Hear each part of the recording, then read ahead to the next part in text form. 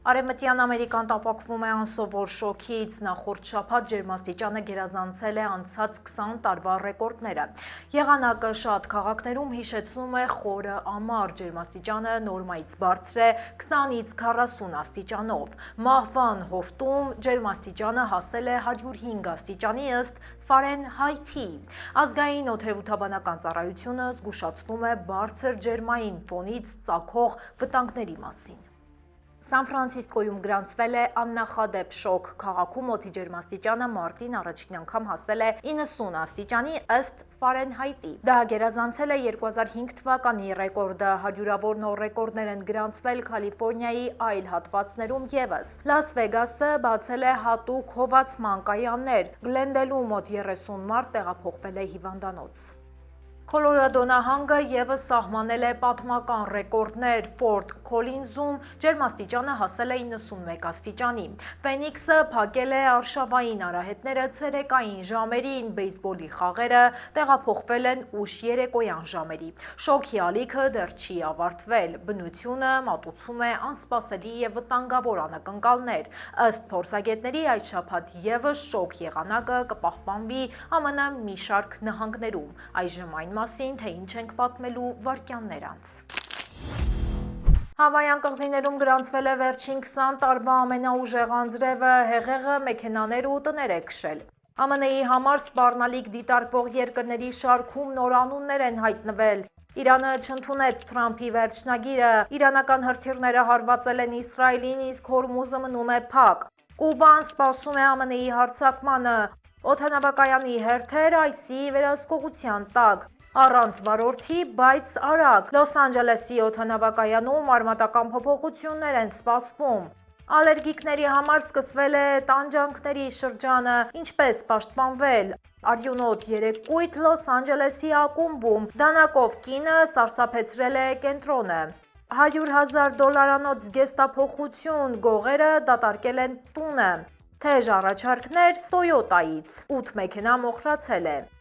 Թողարկման երկրորդ հատվածում խոսելու ենք սև ոսկու համաշխարհային շրջապտույտի մասին։ Այո, խոսքը հենց նավթի մասին է, որն այսօրվա գրեթե բոլոր հակամարտությունների գլխավոր պատճառներից մեկն է։ Օրվա կտրվածքով 102 միլիոն բարել սպառում եւ $4 միլիարդ հասնող շահույթ, սրանք այս ոլորտի միակ ապշեցուցիչ փաստերը չեն։ Ավելին պատմելու է Մանու Հարությունյանը։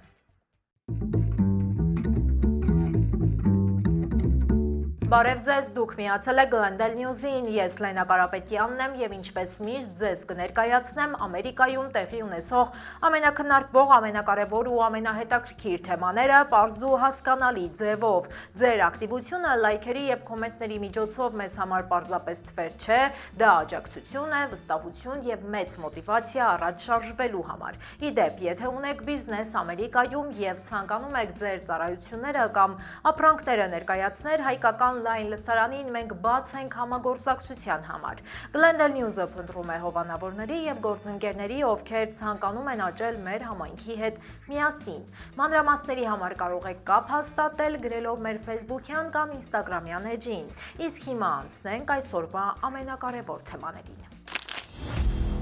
Հավայան կղզիներում գրանցվել է վերջին 20 տարվա ամենաուժեղ անձրևը։ Հզոր փոթորիկը մեծ վնասներ է հասցրել նահանգին, մոտ 5500 մարդ ստացել է տարհանման հրաման։ Փրկարարները տարհանել են ավելի քան 200 մարդու։ Ջուրը քշել է տներ ու մեքենաներ։ Ըստ պաշտոնական աղբյուրների, վնասը կարող է կազմել $1 միլիարդ։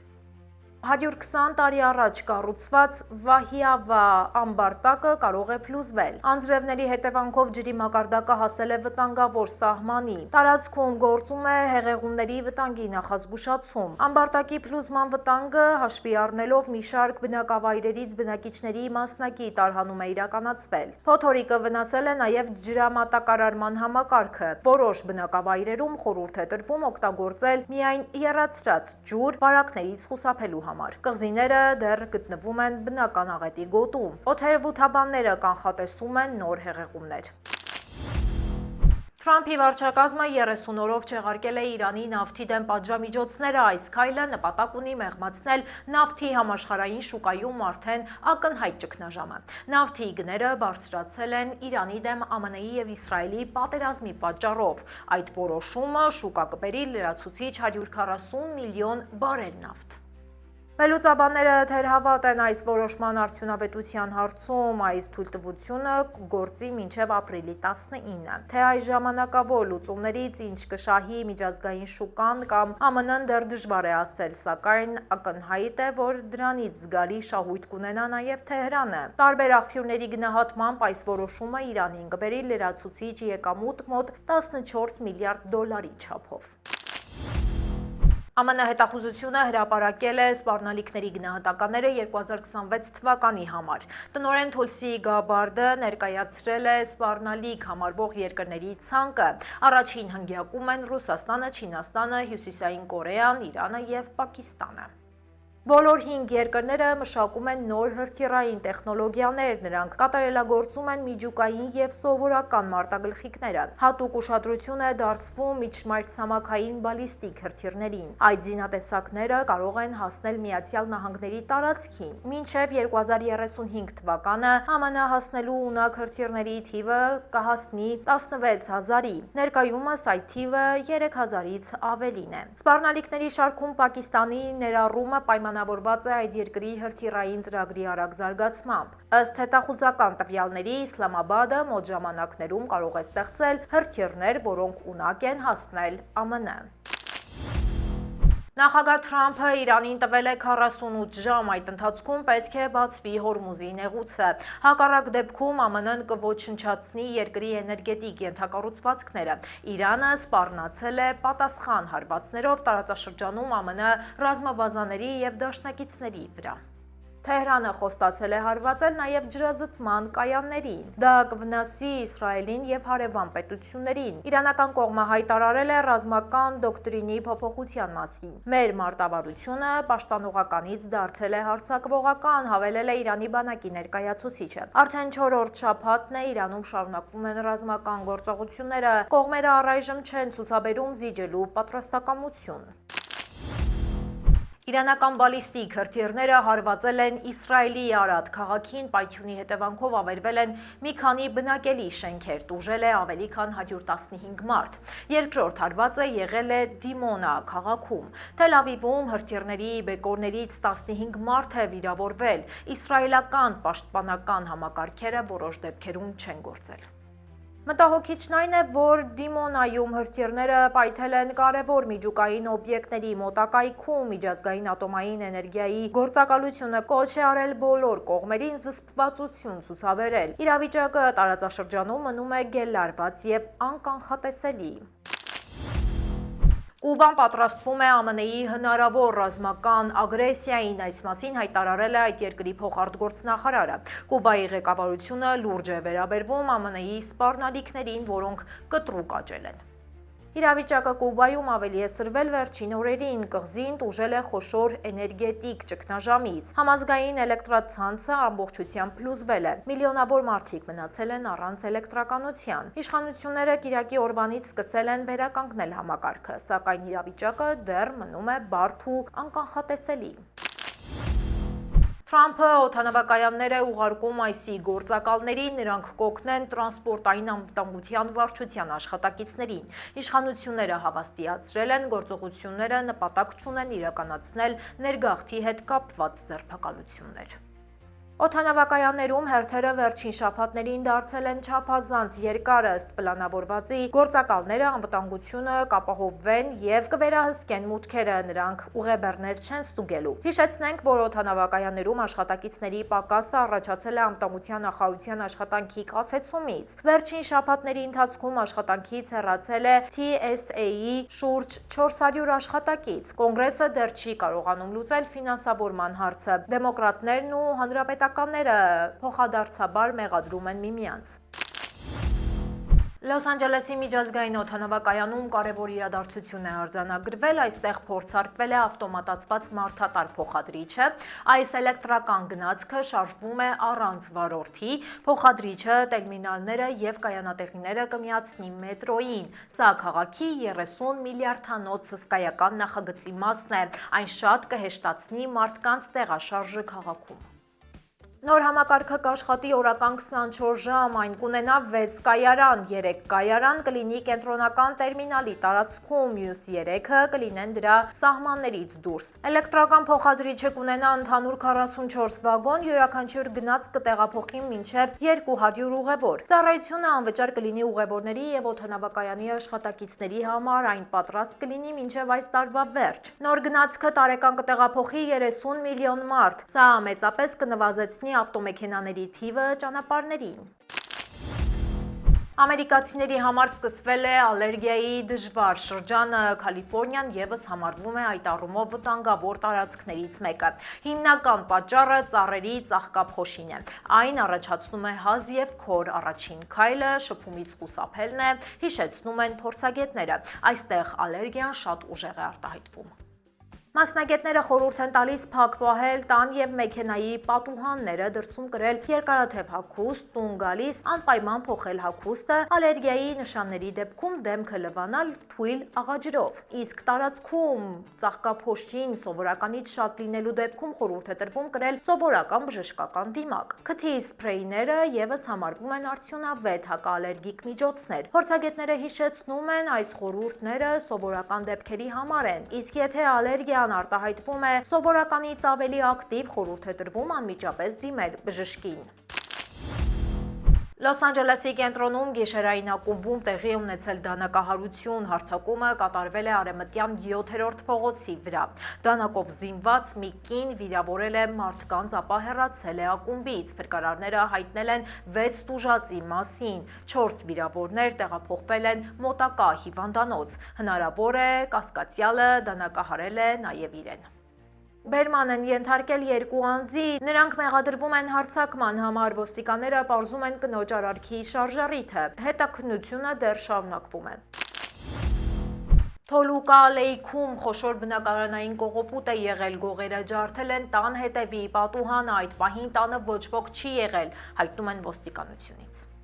Գողերը տարել են թանկարժեք զարդեր և շքեղ հագուստ, ավարի ընդհանուր արժեքը կազմել է $100,000։ Իրավապահները փնտրում են 2 հանցագործի, նրանց արտաքին նկարագիրը դեռ չկա։ Այս պահին հետաքննությունը դեռ շարունակվում է, ոստիկանները փնտրում են կողոպուտի հնարավոր ականատեսներին։ Տուժածների մասին տեղեկություններ չեն հրապարակվում։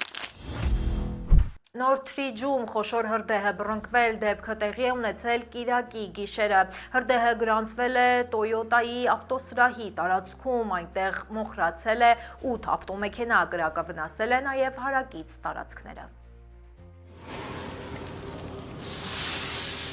Հրդեհի պատճառը դեռ հայտնի չէ, հրկիզումների գծով քննիչները ժամանել են դեպքի վայր, նրանք ուսումնասիրում են դիտավորության վարկածը։ Մասնագետները սա նկարագրում են որպես ավտոմոբիլային հրդեհ, առայժմ վիրավորների մասին տեղեկություններ չկան։ Հետաքննությունը շարունակվում է, այս պահին ոստիկանները փնտրում են հնարավոր տեսանյութեր։ Սիմի Վելիում փրկարարները կարողացել են փրկել վթարի ենթարկված կնոջ կյանքը։ Նրա մեքենան դուրս է եկել 118-րդ մայրուղուց։ Վենտուրա շրջանի որոնողափրկարարական ծառայության աշխատակիցներն են տեսել վթարը ուսումնական վարժանքից վերադառնալու ճանապարհին։ Փրկարարները օգտագործել են պարանների համակարգ կնոջը հասնելու համար։ Նա գտնվել է ճանապարհից 40 ֆուտ ներքև։ Թեթև վնասվածքներ ստացած կինը տեղափոխվել է հիվանդանոց, այլ վիրավորներ այս միջադեպի ժամանակ չեն եղել։ Այժմ եկեք տեղափոխվենք մեր Facebook-յան էջ, որտեղ ունենք հրապարակումներ, որոնք վստահ եմ կհետաքրքրեն ձեզ։ Ամերիկայի պաշտոնական կաթնասունը յուրահատուկ հարգանքի ՆԱՍԱ-ն հաստատել է հերթական երկնաքարի անկումը, դեպքը տեղի ունեցել Հյուսթոնում։ Երկնաքարը շարժվել է ժամում 35,000 մղոն արագությամբ, մարդիկ լսել են պայթյունի նմանվող ձայներ։ Տիեզերական քարը կշռել է մոտ 1 տոննա։ Պայթած երկնաքարի բեկորներից մեկը բնակիչներից մեկի տանն է հարվածել։ Կինը լսել է ուժեղ պայթյուն և հարված, բեկորը ծակել է տանիքը և ընկել ննջասենյակ։ Բեյսբոլի գնդակի որակի չափքարը գտնվել է աղջկա մահճակալի մոտ։ Քարը շատ ծանր էր իր չափերի համար։ Ամերիկյան երկնաքարերի միությունը ստացել է 140 հաղորդում։ Օդեհութաբանական ռադարները նույնպես ֆիքսել են անկումը։ Նման դեպք եղել էր նաև Օհայո նահանգում։ Փոքր տիեզերական քարերը ամեն օր հարվածում են երկրին։ Դրանց մեծ մասը պարզապես այրվում է մթնոլորտում։ Բացառիկն այն է, որ այս անգամ երկնաքարի մնացորդները ոչ միայն հասել են երկիր, այլև բնակարանների են հարվածել։ Մանկական հաղորդավար Միս Ռեյչելը պայքարում է IC կենտրոններում պահվող երեխաների ազատության համար։ Ուշադրության կենտրոնում Թեքսասն է։ Նրա զրուցակից երեխաները բողոքել են IC կենտրոններում տիրող վատ պայմաններից, անորակ չանջատվող լույսեր ու պահակների մշտական ներկայություն։ Ռեյչելը հանդես է գալիս նաև Գազայի երեխաների պաշտպանությամբ։ Բոլոր երեխաները թանկ են եւ հավասար, նշում է նա։ Հիմա աստղը ցանկանում է փակել Դիլի կենտրոնը, նա աշխատում է իրավապաշտպան փաստաբանների հետ։ Հաջորդ թիվ ձեզ հետ կաշխատի իմ գործընկեր Մանու Հարությունյանը։ Ուզում եք իմանալ, թե որն է ժամանակակից պատերազմների իրական պատճառը, որքան էլ զարմանալի հնչի, գրեթե բոլոր դեպքերում արմատը մեկն է, թե ինչի մասին է խոսքը, պատմելու է Մանուն փաստերով ու թվերով։ Հրաժեշտից առաջ մնում է միայն հիշեցնեմ, ձեր ցանկացած լայքն ու մեկնաբանությունը մեզ օգնում են հաջորդ հանդիպումը ավելի հետաքրքիր ու բովանդակալի դարձնել։ Իսկ եթե բաժանորդագրվեք հետաքրքիր նորությունների մասին, առաջիններից մեկը կտեղեկանանք։ Բարև ձեզ, այսօր աշխարհն օրական սպառում է ռեկորդային շուրջ 102 միլիոն բարել նավթ։ Սև ոսկու վաճառքից ստացված համաշխարհային օրական շահույթը գերազանցում է աստղաբաշխական 4 միլիարդ դոլարը։ Այսօր խոսելու եմ նավթի համաշխարհային շրջապտույտի եւ դրա մեջ Ամերիկայի հսկայական դերի մասին։ Ամերիկան նավթի շուկայում հանդես է գալիս որպես գլխավոր դերակատար, լինելով միաժամանակ եւ խոշորագույն արտադրողը եւ ամենամեծ սպառողը։ Սև ոսկու ամենամեծ հաստատված պաշարներն ունեն Վենեսուելան, Սաուդյան Արաբիան, Կանադան, Իրաքը եւ Իրանը։ Ամերիկայի Միացյալ Նահանգները զբաղեցնում է 9-րդ հորիզոնականը, ունենալով ավելի քան 68 միլիարդ բարել հաստատված պաշարներ։ ԱՄՆ-ի պաշարների զգալի մասը կազմում է թերթաքարային նավթը, որի արդյունահանումը վերջին տասնամյակում փոխեց համաշխարհային շուկան։ Արտադրության ոլորտում ԱՄՆ-ն այսօր բացարձակ առաջատարն է աշխարհում, առաջ անցնելով անգամ Ռուսաստանից եւ Սաուդյան Արաբիայից։ Լավագույն հնգյակում են նաեւ Կանադան եւ Իրաքը, որոնք ապահովում են համաշխարհային առաջարկի զգալի մասը։ Ամերիկյան արդյունահանման ծավալները հասնում են օրական 13 միլիոն բարելի, ինչը լիովին փոխել է ուժերի հարաբերակցությունը նավթի գլոբալ շուկայում։ Թեքսասի եւ Նյու Մեքսիկոյի Պերմիան ավազանը դարձել է ամերիկյան նավթային վերածննդի գլխավոր կենտրոնը։ Սաուդյան Արաբիան եւ Ռուսաստանը մշտապես ստիպված են հաշվի նստել ամերիկյան թերթաքարային նավթի ծավալների հետ։ Այս հզորությունը թույլ է տալիս Վաշինգտոնին ոչ միայն բավարարել սեփական կարիքները, այլև ուղղակի ազդել վառելիքի համաշխարհային գների վրա։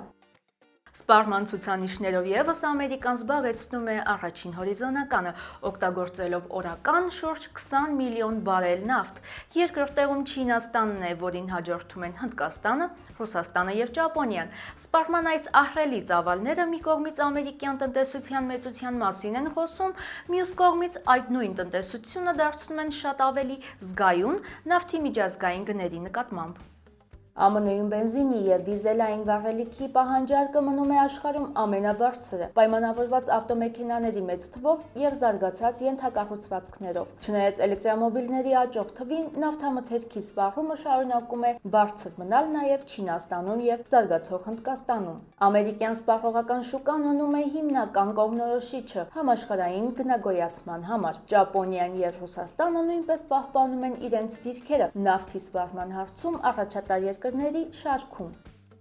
Նավթային համաշխարհային հսկաների շարքը գլխավորում է Saudi Aramco-ն Սաուդյան Արաբիայից, երկրորդը ExxonMobil-ն է ԱՄՆ-ից, երրորդը Shell-ն է Նիդերլանդներից եւ Մեծ Բրիտանիայից, չորրորդը Chevron-ն է կրկին ԱՄՆ-ից, հինգերորդը Gazprom-ն է Ռուսաստանից։ Այս կորպորացիաները գործում են աշխարհի բոլոր մայրցամաքներում, իրականացնելով բազմամիլիարդանոց նախագծեր ոչ միայն նավթի արդյունահանման ոլորտում։ Շատ պատերազմների հիմքում հաճախ հենց այս կորպորացիաների շահերի բախումն է։ Ի տարբերություն արաբական եւ չինական պետական կազմակերպությունների, ամերիկյան ExxonMobil-ը եւ Chevron-ը պատկանում են մասնավոր բաժնետերերին։ Սակայն հաշվի առնելով նրանց ծավալներն ու ազդեցության չափը կարող ենք վստահ պնդել, որ հենց այս ու նման հսկաներն են հաճախ կանխորոշում ԱՄՆ մոտեցումները մի շարք ոլորտներում։ Նրանց գործունեությունը ուղղակիորեն ազդում է ԱՄՆ-ի ոչ միայն տնտեսական, այլև քաղաքական առաջնահերթությունների վրա։ Նավթի 60%-ը տեղափոխվում է ծովային ճանապարհով։ 2026 թվականի հունվարի դրությամբ Կարմիր ծովի եւ Բաբ-էլ-Մանդեբի նեղուցի ուղիները լուրջ վտանգի տակ են հակամարտությունների պատճառով։ ԱՄՆ-ն զգալիորեն ավելացրել է նավթի արտահանումը մեքսիկական ծոցի նավահանգիստներով դեպի Եվրոպա եւ Ասիա։ Սա թույլ է տալիս նվազեցնել կախվածությունը Մերձավոր Արևելքի անկայուն տրանսպորտային զարկերակներից։ Հորմուզի փակումը նվազեցրեց ծոցից նավթի արտահանումը։ Փոխարենը ԱՄՆ-ն ավելացրեց Վենեսուելայից նավթի արտահանման ծավալները եւ ռուսական նավթը մասամբ ազատեց պատժամիջոցներից, որոշակի կայունացնելով նավթի համաշխարհային շուկան։ 2026 թվականի դրությամբ ԱՄՆ-ի ռազմավարական պահուստները եւ ներքին հզոր արտադրությունը մնում են համաշխարհային էներգետիկայնության երաշխիքը։ Հակառակ նրան, որ Ամերիկան նավթի իր պաշարներով ոչ միայն առաջինը չէ, այլև անգամ լավագույն հնգյակում չէ, հենց Վաշինգտոնն է այսօր կատարում նավթի համաշխարհային շուկայում վերահսկողի դերը։ Դա կատարում է դաշնակիցների դաշինքների, իսկ որտեղ այլ տարբերակ չի մնում նաեւ ռազմական միջամտության միջոցով, ինչին ականատես ենք լինում նաեւ այսօր։ Այսօրվա համար պատրաստել էինք այսքանը։ Եթե դեռ չեք հասցրել դիտել մեր նախորդ թողարկումը, ապա կարող եք անցնել հենց այս հղումով։ Կհանդիպենք վաղը ժամը 5-ին։ Հաջողություն։